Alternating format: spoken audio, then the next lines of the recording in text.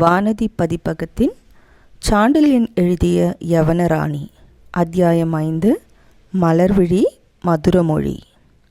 இவள் அழகு பேராபத்து, இந்த பெண் ஒரு சாபக்கேடு என்று ஹிப்பலாஸ் ஆரம்பத்தில் சொன்னபோது நகைத்த பாண்டிய நாட்டு வீரனான இளஞ்செழியன் அலைக்கரம் ஏந்தி வந்த அந்த யவன அழகியின் உடல் சோழ மண்டலத்தின் மண்ணை தொட்ட சில நாழிகைகளுக்குள்ளாகவே சோழ மன்னன் மாண்ட செய்தியும் இளவரசன் திருமாவளவன் மறைந்த மாயக்கதையும் பகைவர் பறந்து விலகிச் செல்லக்கூடியதென பிரசித்தி பெற்ற பூம்புகார் பட்டினமே மாற்றார் கைக்கு மாறக்கூடிய திடுக்கிடும் நிலைமையும் நிகழ்ந்துவிட்டதை நினைத்து ஹிப்பலாசின் மூட நம்பிக்கைக்கு ஒருவேளை ஆதாரமும் இருக்குமோ என்று சில வினாடிகள் தீவிர சிந்தனையில் இறங்கிவிட்டான்.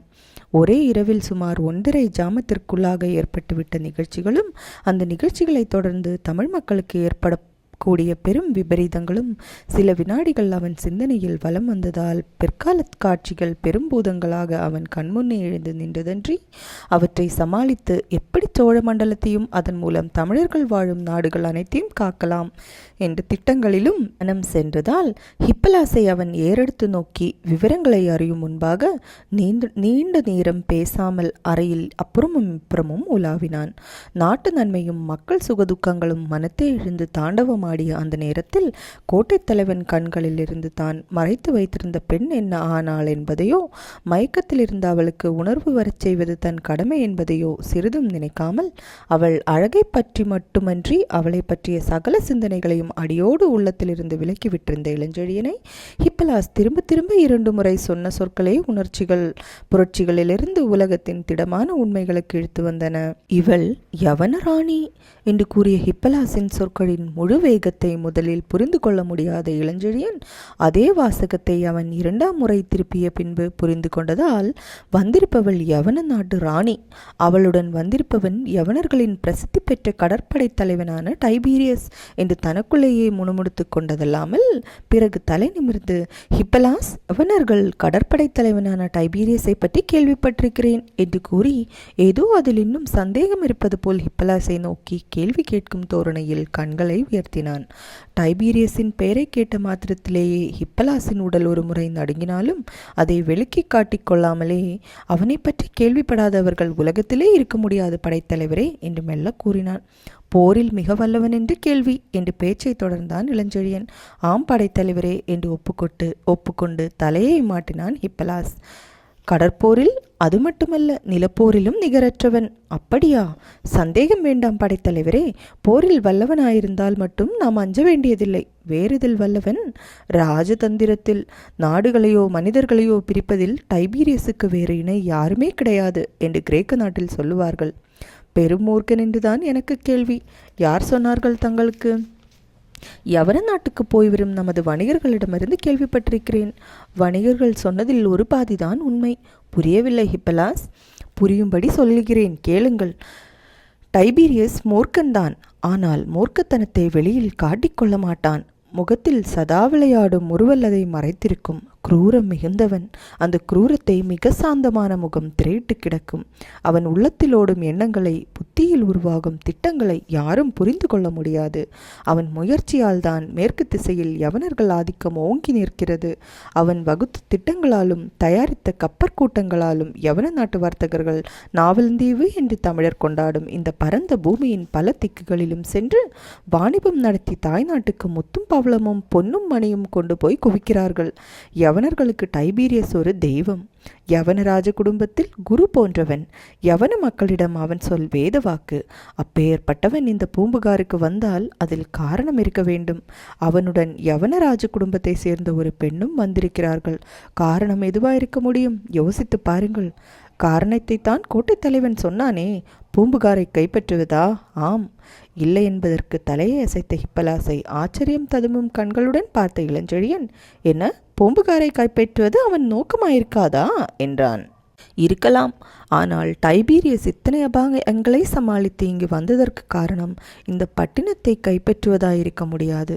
வந்த இடத்தில் ஏற்பட்ட சூழ்நிலை இதை கைப்பற்ற அனுகூலமாக இருக்கலாம். ஆனால் சோழ மன்னர் இளஞ்செழியன் இறப்பாரென்றோ அவர் மகன் திருமாவளவன் மறைந்து போவாரென்றோ டைபீரியஸ்க்கு முன்கூட்டியே தெரிந்திருக்க முடியாது. ஹிப்பலாஸ் விஷயத்தை கோவையாக கூறுவதைக் கண்ட இளஞ்செழியனும் அவன் கூறியதில் பெரும் உண்மைகள் இருப்பதைக் கண்டு, உண்மைதான் ஹிப்பலாஸ், மன்னர் இறப்பார் என்று கப்பல் உடையும் முன்பே டைபீரியஸ்க்கு சோதிடமா தெரியும்? இருக்காது என்று மேலும் ஏதோ சொல்ல போனவனை இடைமறித்த ஹிப்பலாஸ், கப்பல் எப்படி உடைந்தது என்று நினைக்கிறீர்கள் படைத்தலைவரே என்று வினவினான். இடி விழுந்துதான் உடைந்திருக்க வேண்டும் என்று இளஞ்செழியன் கூறினான். இடிவிட மேகங்கள் வேண்டும், மழை வேண்டும். ஆம், இங்கு மேகம் மருந்துக்கு கூட இல்லையே. ஒரு காதத்துக்கு அப்பால் பெய்திருக்கலாம். பெய்திருந்தால் தினசரி கடலோடி மீன் பிடிக்கும் பரதவராவது செய்தி கொண்டு வந்திருப்பார்கள். அப்படியும் இல்லையே. இல்லை என்று உனக்கு எப்படி தெரியும்? தாங்கள் வருவதற்கு சில நாழிகைகள் முன்பு வரையில் நான் கடற்கரையில்தானே இருந்தேன். கப்பலின் உடைந்த மரத்துண்டுகளை நான் பார்த்தது பொய்யா? கப்பல் உடைந்தது பொய்யா இருக்க முடியாது. ஆனால் உடைந்தது இடியால் இருக்க முடியாது. ஏன்? ஒரு காதம் வரையில் மழை இல்லை, மேகமில்லை. ஆகவே அதற்கும் அப்பால் இந்த கப்பல் உடைந்திருக்க வேண்டும். அப்படி உடைந்திருந்தால் கடற்கொள்ளைக்காரர்களின் கப்பல் ஏதாவது தாக்கி இது தீக்கிரையாக்கி சின்ன பின்னப்பட்டிருக்க வேண்டும்.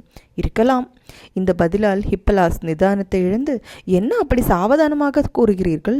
துணை கப்பல்கள் ஏதுமில்லாமல் யவன நாட்டு கடற்படை தலைவன் அந்த நாட்டு ராணி ஒருத்தியை எதற்காக தனித்து அழைத்து வர வேண்டும் என்று படைத்தலைவனை நோக்கி கேட்டான். அதுவரை ஏதேதோ சிந்தனைகளில் மனம் சிக்கி கிடந்ததால் யவன ராணியின் சரிதையிலோ அவள் வந்த விதத்திலோ அதிக கவனத்தை செலுத்தாத இளஞ்செழியன் மனம் மெல்ல மெல்ல ஹிப்பலாஸின் வாதத்தின் ஆழத்தை அளக்க முற்பட்டதால் அவன் முகத்தில் பிரமிப்பின் சாயை லேசாக படர்ந்தது. ஹிப்பலாஸின் சொற்களில் உண்மை நிரம்ப புதையுண்டு கிடப்பதை கண்ட சோழர் படைத்தலைவன், ஆம், இதில் பெரிய மர்மம் ஏதோ இருக்கிறது. உண்மையில் ராணியாயிருந்தால் துணை கப்பல்கள் இல்லாமல் ஒரு படைத்தலைவனுடன் ஏன் தனிமையாக வருகிறாள்? ஒரு காதத்துக்கு அப்பால் உடைந்த கப்பலிலிருந்து மீள வேண்டுமானால் மரத்துண்டு கிடைத்தாலும் ஓரளவு நீந்தவும் வேண்டுமே. அத்தகைய கடல் மோகினியா இவள் என்று எண்ணிய இளஞ்செழியனை நோக்கி, தலைவரே, எதற்கும் அந்த ராணியையே மீதி விஷயங்களை விசாரித்து பாருங்கள். யவன அரசியை எங்கே மறைத்து வைத்திருக்கிறீர்கள் என்று கேட்ட பிறகுதான் யவன நாட்டு பேரழகியின் நிராதரவான நிலையை தான் அடியோடு மறந்து போனது நினைவுக்கு வந்தது இளஞ்செழியனுக்கு. அந்த அழகியை பற்றி நினைவு வந்ததும், அடடே ஹிப்பலாஸ், அடியோடு மறந்துவிட்டேன். இப்படி வா, இதோ சார்ந்து கிடக்கும் இந்த கவசத்தின் பூட்டுகளை மெல்ல கலற்று என்று ஹிப்பலாஸை துணைக்கு அழைத்து கொண்டே இளஞ்செழியன் அறையின் ஓர் புறமாக சுவரில் சாத்தப்பட்டிருந்த கவசத்தின் பூட்டுகளை மிக எச்சரிக்கையுடன் கழற்றலானான். நின்றிருந்த பலமான இரும்பு கவசத்தில் நடுப்பாகத்தை இடது கையால் தாங்கிக் கொண்டு முகக்கவசத்தை நீக்கிவிட்ட இளஞ்செழியன் அதுவரை அதில் புதைந்து கிடந்த யவன பெண்ணின் அழகிய வதனம் கூம்பிய தாமரை போல் உணர்வெழுந்திருந்ததைக் கண்டு அவள் கால்புறத்தில் கண்டபடி வீசப்பட்டவை போல் குவிக்கப்பட்டிருந்த கவசங்களில் ஓரிரண்டை தன் காலால் உதைத்து கலைத்தான். படைத்தலைவனுக்கு உதவிய ஹிப்பலாசும் அந்த பெண்ணின் உடலை மூடியிருந்த கவசத்தின் இதர பகுதிகளையும் பிரித்து கழற்றியதல்லாமல் கீழே குவிந்து கிடந்த கவசங்களையும் போர்க்களங்களையும் எடுத்து அப்பால் வைத்து யவனராணியை இளஞ்செழியன் மீண்டும் தாங்கிச் சென்று கட்டிலில் கிடத்த உதவி புரிந்தான். கோட்டை தலைவன் உட்புகுவதற்கு முன்பு அடைந்திருந்த சுரணையை கவசத்துக்குள் திணிக்கப்பட்டதால் மீண்டும் எழுந்துவிட்ட அந்த யவனமங்கை சிறிதும் சலனமில்லாமல் கட்டிலில் கிடந்ததால் அவள் அவயவங்களுக்கு சூடு உண்டாக்கி சுரணை வரச் செய்ய முற்பட்ட இளஞ்செழியன், ஹிப்பலாஸ், அடுத்த அறையில் இருக்கும் அந்த வடநாட்டு கம்பளியை எடுத்து வந்து இவள் மீது போர்த்து கீழே சென்று கொஞ்சம் மது கொண்டு வா, இவள் அருந்தட்டும் என்று உத்தரவிட்டதன்றி மஞ்சத்தில் இருந்த சிறு துணி ஒன்றை கொண்டு அவள் தலையை துவட்டவும் செய்தான். அப்படி அவள் தலையை துவட்டி அவள் மலர்பாதங்களை துடைத்து கையால் சூடு பறக்க தேய்த்ததாலும் யவன வீரனான ஹிப்பலாஸ் அவள் மீது கம்பளியை போர்த்தியதாலும் மீண்டும் சுயநிலைக்கு மெல்ல மெல்ல திரும்பிய அந்த யவன மங்கையின் மூச்சு கொஞ்சம் பெரியதாகவே வரத் தொடங்கியது. கம்பளியை போர்த்தியவுடன் வெகு விரைவில் கீழே சென்று கண்ணிமைக்கும் நேரத்தில் தங்க கிண்ணத்தில் யவனன் கொண்டு வந்த செவ்விய மேல்நாட்டு மதுவையும் அவள் இதழ்களை நீக்கி இளஞ்செழியன் உள்ளே செலுத்தவே ஹோம் என்று முனகிக் கொண்டு மறுபடியும் மெல்ல அசைந்தாள் அவள். ஹிப்பலாஸ், அறையின் அந்த பெரிய விளக்கையும் ஏற்று என்று இளஞ்செழியன் உத்தரவிட்டு அந்த பெண் விழித்து கொள்கிறாளா என்று உற்று பார்த்து கொண்டு சிறிது நேரம் அவள் பக்கத்திலேயே அமர்ந்திருந்தான். அவன் முகம் அவள் முகத்துக்கு சமீபத்தில் இருந்ததால் உஷ்ணமான அவன் மூச்சு அவள் கபோலங்களை தடவவே வெண்மையான அவள் கன்னங்களில் மெல்ல இரத்தச்சிவப்பு படிந்ததல்லாமல் சூரிய லட்சுமியின் உஷ்ணம் பட்ட மாத்திரத்தில் இதழ் விரிக்கும் தாமரை போல் அவள் வதனமும் மெல்ல மெல்ல விகசிக்கத் தொடங்கி அடுத்த சில வினாடிகளில் கடற்கிழிஞ்சல்களைப் போன்ற இமையின் குமிழ்கள் நீங்கவே கடல் நீரை விட நீலம் நிறம் படைத்த அழகிய கண்கள் இரண்டு இளஞ்செழியனை உறுதியுடன் பார்த்தன. அந்த கண்கள் இயற்கையின் சிருஷ்டியில் கடல் வானம் இவ்விரண்டின் நீளத்தைத் தவிர வேறு நிறத்தை ஊமை சொல்ல முடியாத அந்த நீலமணி கண்கள் வானத்தில் பெரும்பாகத்தை வெண்ணிற மேகம் மூடி அதன் 2 வட்டங்களை மட்டும் காட்டுவது போல் அந்த நீலமணிகளைச் சுற்றி வெளியேறின்ற பால்விழிகள் கடலின் சுழலை காட்டும் 2 சுழிகளை மட்டும் விட்டுவிட்டு மற்ற இடங்களை பனி மூடிவிட்டதோ என்ற பிரமையை ஊட்டும் அந்த அற்புத கண்கள் வானை விட விசாலமாகவும் கடலை விட ஆழமாகவும் அந்த கண்களில் தெரிந்த சிந்தனை. அந்த கண்களைக் கண்டு இப்படியும் உண்டா என்று பிரமித்த வண்ணம் உட்கார்ந்திருந்த இளஞ்செழியன் மீது மற்றும் ஒரு மாய வலையை வீச அவள் இதழ்கள் புன்முறுவலால் சற்றே விரிந்தன.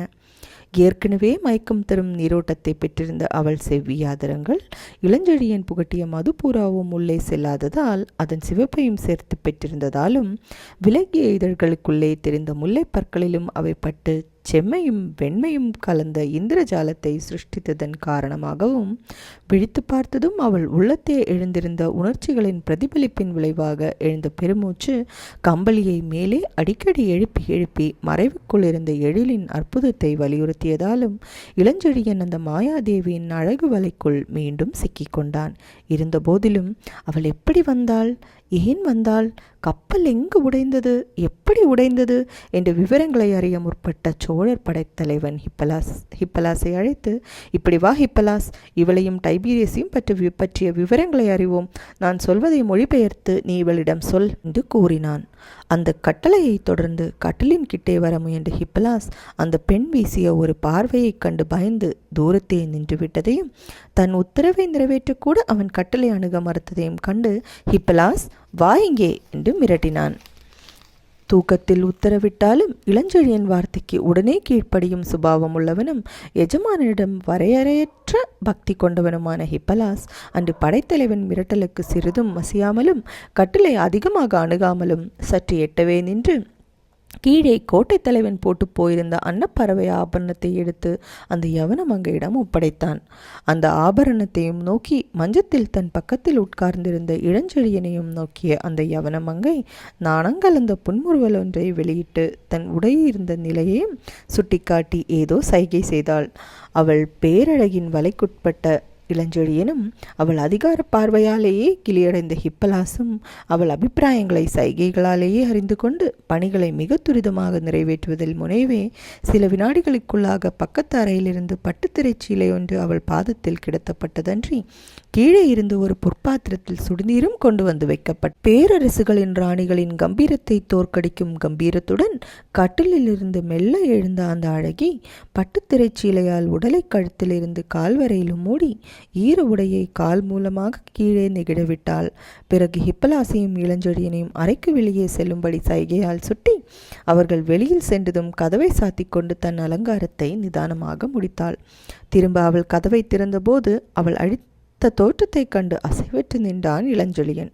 திரைச்சீலையாயிருந்தாலும் வெகு அழகாக அதை அவள் உடலில் சுற்றி அதன் ஓரத்தை கிழித்து இடுப்பில் கச்சை போல் மாட்டியிருந்தாள். அவள் உடலின் மேற்பகுதியை சுமக்க மாட்டாமல் சுமந்த அந்த திரைச்சீலை பட்டு அவளது கழுத்தை சுற்றி வளைத்து முடி போடப்பட்டிருந்தது. தலையை நன்றாக துவட்டி அழகாக ஒரு கொண்டையையும் போட்டிருந்த அவள் சிரத்தை கவனித்த இளஞ்செழியன் இயற்கை அவளுக்கு அளித்த அந்த கிரீடத்தை விட மனிதர் அளிக்கும் பொற்கிரீடம் எந்த விகிதத்தில் உயர்ந்தது என்று பொன்னையே பழித்தான். அவள் இடது கையில் மீண்டும் கட்டப்பட்டு விளக்கொளியில் சுடர்விட்ட அந்த அன்னப்பறவையின் சிவப்பு கண்கள், அடப்பாவே, இவள் அழகில் வெந்து சாம்பலாகின்றாயே என்று இளஞ்செழியனை பார்த்து பரிதாபத்தால் தீவிழி விழித்தது. மயக்கம் தன் அழகினால் மெய்மறந்து சிலையென நின்ற இளஞ்செழியனை அருகில் வரும்படி அவள் சைகை காட்டினாள். மந்திரத்தால் கட்டுண்டவன் போல் இளஞ்செழியன் அவளை நோக்கி நகர்ந்ததன்றி, ஹிப்பலாஸ், இப்படி வா, இவளை விசாரிப்போம் என்று அழைத்ததும் ஹிப்பலாஸ் நகராமல் நிற்கவே, நான் சொல்வது உன் காதில் விழவில்லையா என்றான் கோபத்துடன் ஹிப்பலாஸை நோக்கி. அருகில் வர எனக்கு கட்டளை இல்லை என்றான் ஹிப்பலாஸ். யார் கட்டளையிட வேண்டும்? ராணி. இவள் ராணி என்று யார் சொன்னது? அந்த அன்னப்பறவை ஆபரணம் சொல்கிறது. யவன அரச குடும்பத்தின் சின்னம் அது. தவிர தோரணையை பார்த்தால் ராணிக்கும் சாதாரண பெண்களுக்கும் உள்ள வேற்றுமை நன்றாக தெரியும். அப்படியானால் நான் சொல்வதை இந்த அறையில் ராணி இருக்கும் வரை கேட்க முடியாது. ஒவ்வொரு யவனனும் படையில் சேரும்போது எடுத்துக்கொள்ளும் பிரம்மாணம் அது. என்ன பிரம்மாணம்? அரச குடும்பத்தாருக்கு எதிரில் மற்றவர் கட்டளையை ஏற்கக்கூடாது என்பது. அப்படியானால் இவளை நான் எப்படி விசாரிப்பேன்? உங்கள் யவன மொழி எனக்கு தெரியாதே என்று கோபத்தால் உடல் துடிக்க தன் வலது கரத்தை உயர்த்தினான் இளஞ்செழியன். ஒரு வினாடி தாமதப்பட்டிருந்தால் இளஞ்செழியன் ஹிப்பலாஸை என்ன செய்திருப்பான்? ஹிப்பலாஸுக்கும் அவனுக்கும் இருந்த நட்பும் பாசமும் என்னவாயிருக்கும் என்று சொல்ல முடியாது. ஆனால் அவர்கள் உறவை காப்பாற்ற எதிர்பாராத பேராச்சரியம் ஒன்று நிகழ்ந்தது. ஆச்சரியத்துக்கு மேல் ஆச்சரியத்தை விளைவித்து தன்னை திகைக்க அடிக்கவே அந்த இரவு ஏற்பட்டதோ என்று பிரமித்தான் படைத்தலைவன். கவலைப்பட வேண்டாம், உங்கள் பாஷை எனக்கு தெரியும், மதுரமான தமிழ்மொழி எனக்கு நன்றாக தெரியும் என்று நல்ல தமிழில் பேசத் துவங்கினாள் யவனராணி. திகைத்து அவளை நோக்கி திரும்பிய இளஞ்செழியனை நோக்கி அவள் மலர் விழிகள் சிரித்தன.